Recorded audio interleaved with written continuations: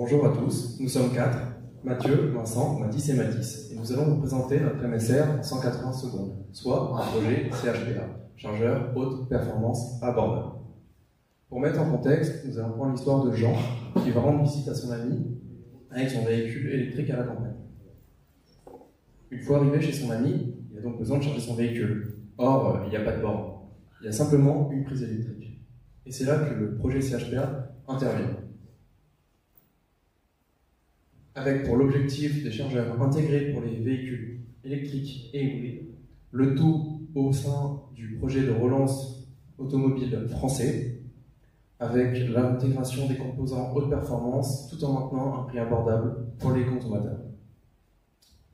Cela fait maintenant 3 ans que le projet a débuté. Notre groupe se concentre principalement sur l'étude du refroidissement de composants électroniques.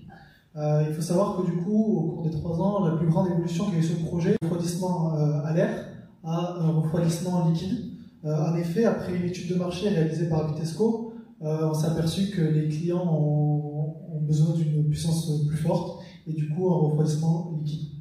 Vincent va vous expliquer ce qu'on fait concrètement. Alors, que fait-on concrètement? Notre but, ça va être de vérifier la performance des plaques froides réalisées par Vitesco Technologies. Donc pour ce faire, nous allons réaliser des essais et aussi des simulations qui sont corrélées. Donc, dans ces essais et simulations, nous retrouvons dans le cœur des études la température du fluide qui circule à l'intérieur des plaques froides, qui est directement liée à la couleur, donc plus c'est rouge, plus c'est chaud. On a aussi un débit du fluide qui est à l'intérieur de la plaque froide, qui lui est associé à la vitesse des vecteurs qu'on peut retrouver sur cette super image qui a été réalisée. Aussi la puissance dissipée des différents composants, donc qu'on peut retrouver sur la photo et aussi sur le graphe. Et enfin la pression, donc plus précisément les pertes de charge, la différence entre notre pression d'entrée et notre pression de sortie.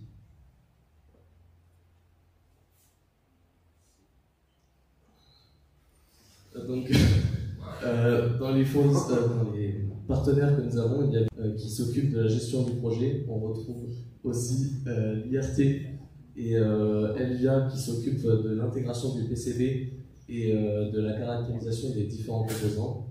On a aussi ST Microelectronics qui qui est le fournisseur des composants de haute performance.